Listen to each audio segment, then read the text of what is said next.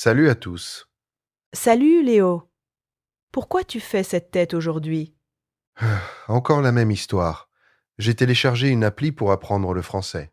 J'ai pratiqué une semaine, puis j'ai simplement laissé tomber. C'est déjà la troisième fois cette année. Attends, mais pourquoi le français au juste? Tu parles déjà plutôt bien. Pourquoi tu veux encore progresser? Eh bien, je veux parler couramment. Ce n'est pas une réponse normale, ça. Normal, mais incomplète. Et pourquoi tu veux parler couramment? Voilà la vraie question. D'accord, je vais être honnête. Il y a 2 semaines, on avait un appel avec un nouveau client. À un moment donné, tout le monde est simplement passé à l'espagnol. Pour moi. Autrement dit, tout le monde a compris une chose. Mon français n'était pas assez bon pour suivre la conversation. Et ils sont passés à l'espagnol exprès, pour que je ne me perde pas. C'est ce sentiment-là qui était le plus désagréable. La prochaine fois, je veux m'en sortir seul. Ça, c'est déjà une vraie raison.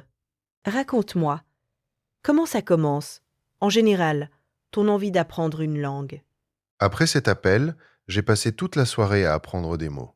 J'ai installé une appli, j'ai fait un plan pour un mois. La première semaine, j'ai pratiqué tous les jours, c'était intéressant. Et puis les mots ont arrêté de rester en mémoire. C'est devenu ennuyeux. Et je me suis dit une chose. Je ne le voulais peut-être pas si fort que ça. Moi, je pense que tu n'as pas arrêté d'aimer l'idée. Tu es juste fatigué. Une émotion forte et une raison claire, ce sont deux choses différentes. L'émotion aide à commencer, et c'est la raison qui aide à continuer. Donc un élan, ce n'est pas la même chose qu'une raison. Exactement. L'élan disparaît au bout de quelques semaines. Chez tout le monde, c'est normal. Mais la raison, c'est autre chose.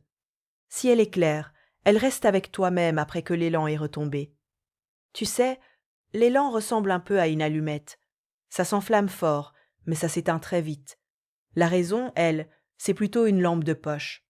Moins spectaculaire, mais tu peux la rallumer à tout moment, dès qu'il fait sombre. Belle métaphore. Donc je n'avais qu'un élan, et pas encore de vraies raisons. On dirait bien. Mais je crois que maintenant, tu l'as trouvé. Tu as une raison. Tu ne veux plus rougir de honte pendant un appel. Exactement. C'est bien ça. Très bien. C'est la première raison. L'utilité.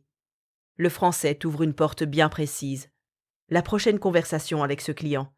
Et peut-être même une promotion, si tu deviens quelqu'un capable de travailler avec des partenaires francophones. Quand l'objectif est aussi clair, tu sais déjà quoi apprendre en priorité. Pas toute la grammaire d'un coup. Tu as besoin de phrases concrètes pour une conversation professionnelle. Comment saluer, comment expliquer une tâche, comment redemander si tu n'as pas compris. D'accord. Mais le prochain appel avec ce client, ce sera peut-être dans 6 mois. Comment ne pas tout oublier d'ici là? Il y a une astuce qui marche bien. Relie une petite action d'aujourd'hui à un grand résultat. Tu cours le matin, non? Oui, presque tous les matins, même quand je n'ai pas envie. C'est devenu une habitude. Sans elle, ma journée semble incomplète. Alors imagine. Une seule course ne fait pas de toi un marathonien. Mais sans course, il n'y aura pas de marathon du tout. C'est pareil avec une langue. Les 10 minutes d'aujourd'hui, ce n'est pas tout le chemin. Mais sans elles, il n'y aura pas d'objectif atteint. D'accord, ça, je comprends. Mais il y a encore autre chose. J'ai un collègue sur le chat du travail, Julien, il est de Lyon.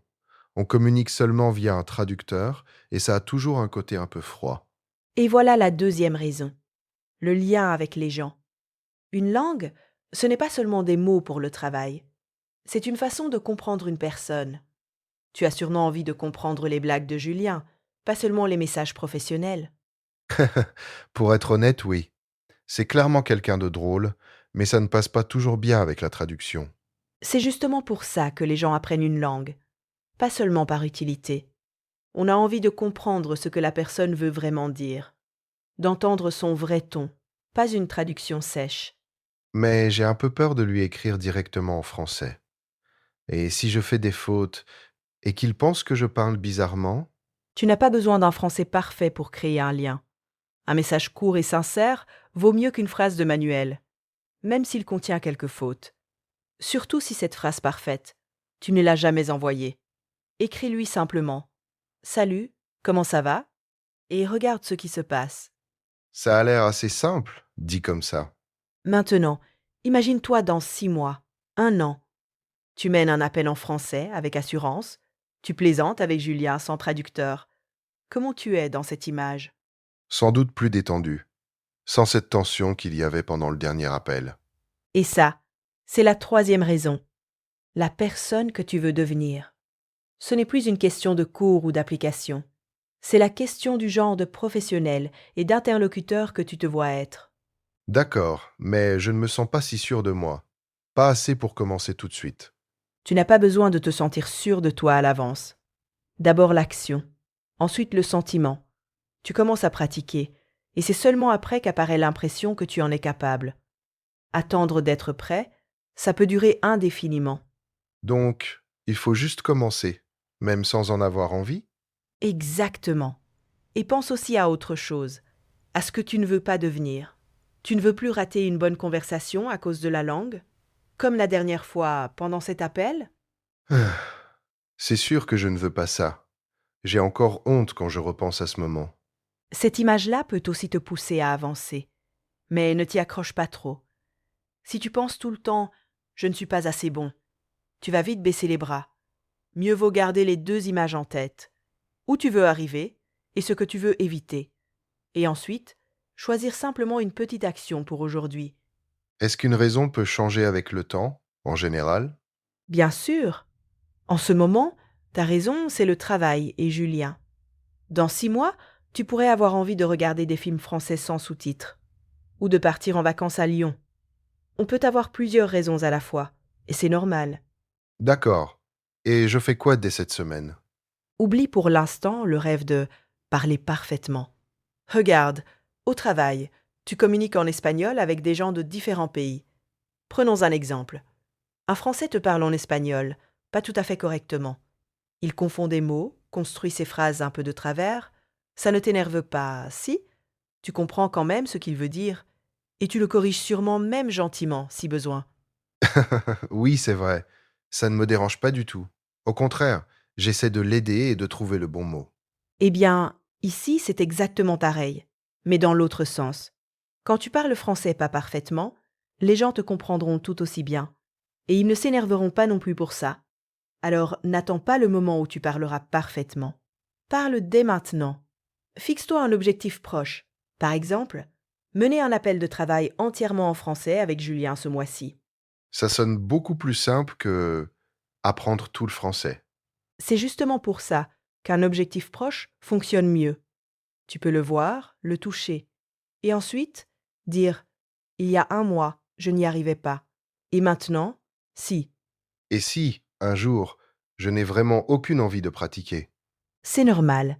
Ça arrive à tout le monde. Une raison n'élimine pas les jours difficiles, elle aide simplement à revenir après.